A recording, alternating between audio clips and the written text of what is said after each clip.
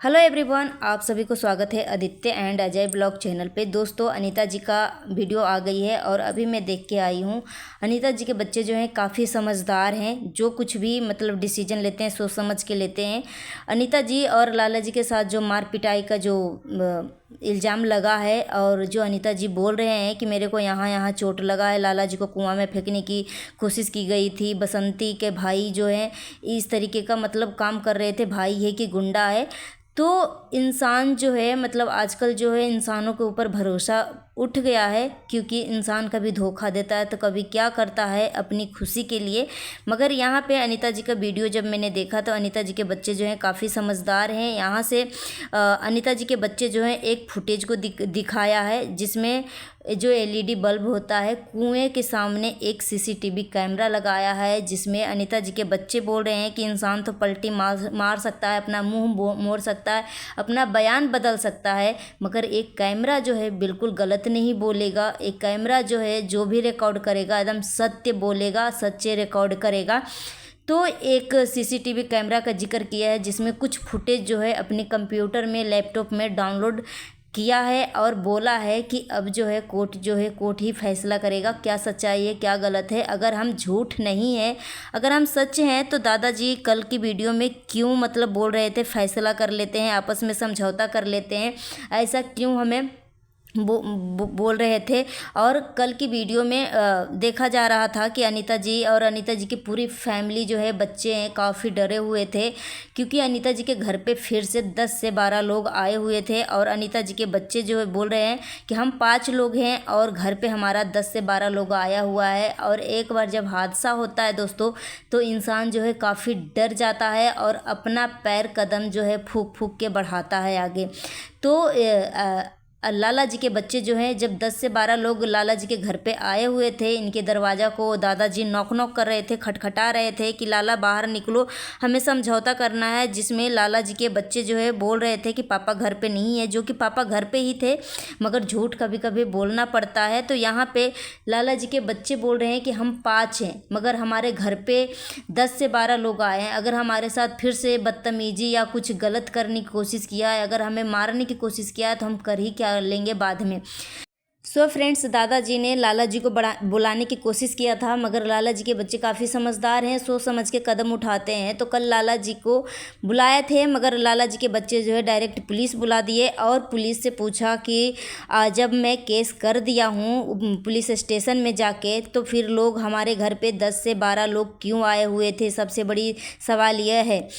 तो आज अनीता जी की वीडियो जब आई तो उसी में बच्चे जो हैं अपना चालाकी दिखाते हुए कुछ फुटेज जो है अपना डाउनलोड करके अपना लैपटॉप में रख रहे थे कि अब जो है हमारा काम बन गया। और दादाजी को समझाते हुए नज़र आ रही हैं उनकी बेटी। और उसी के नीचे कुछ लोगों ने कमेंट किया है, जो कि मैं आप सभी को यहाँ पे कमेंट को शो कर रही हूँ कि लाला जी का क्या, लाला जी की फैमिली तो बस प्रॉपर्टी में हिस्सा चाहिए, कभी ये शहर तो कभी वो शहर, घूमने से मतलब है। दादाजी का कोई चिंता नहीं करता, इसलिए दादाजी मौन है।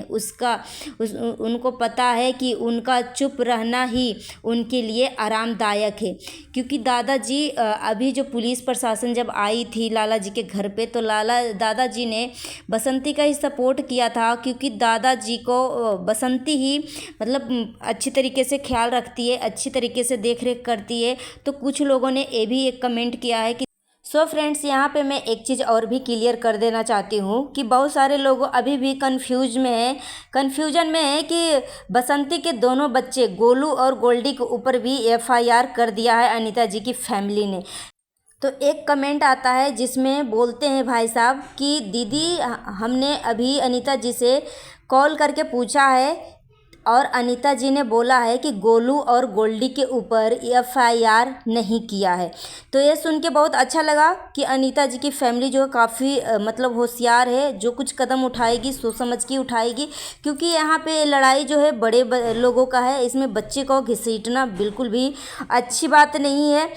सो दोस्तों यहाँ पे एक बात और मैं आप सभी से क्लियर कर दूँ कि बसंती का 2 साल पहले ही एक वीडियो आता है जिसमें बसंती जो है घर को बंटवारा को लेकर बात करती है कि घर का बंटवारा नहीं हुआ है, मगर यहीं पे अनीता जी का एक वीडियो आता है जिसमें अनीता जी बोलते हैं घर का बंटवारा हो चुका है।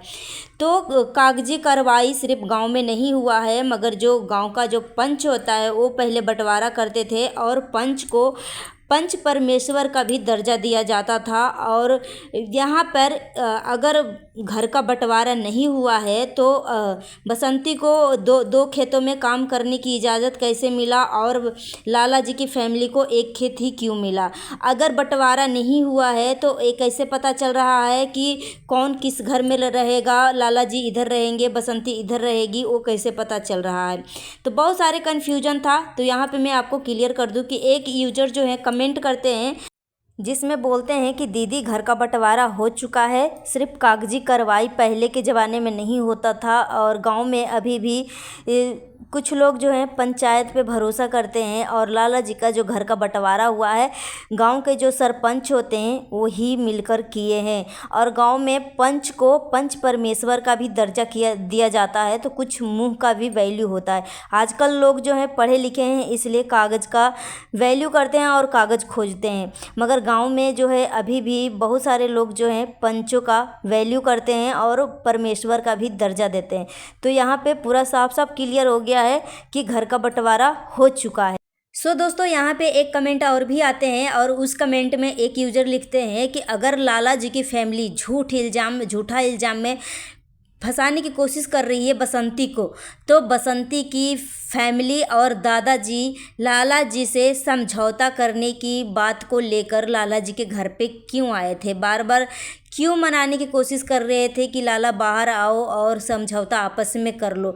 अगर बसंती का फैमिली जो है, बसंती का भाई या बसंती कोई गलती काम किया ही नहीं है, डंके के चोट पे बोल रही है कि हमने ऐसा कुछ नहीं किया है, तो समझौता के बात क्यों हो रही है? अब तो केस जो है पुलिस स्टेशन में चली गई है, तो क्या सही है क्या गलत है अब तो पुलिस ही सही तरीके से जांच पड़ताल करेगी। सो दोस्तों मैं भी यही चाहती हूँ कि बार बार के झंझट से अच्छा है कि अगर पुलिस तक एक केस चली गई है तो अच्छे से बारीकी से जांच हो और जो दोषी हो उसको सज़ा मिले ताकि फिर आगे से ऐसी गलतियाँ ना करें।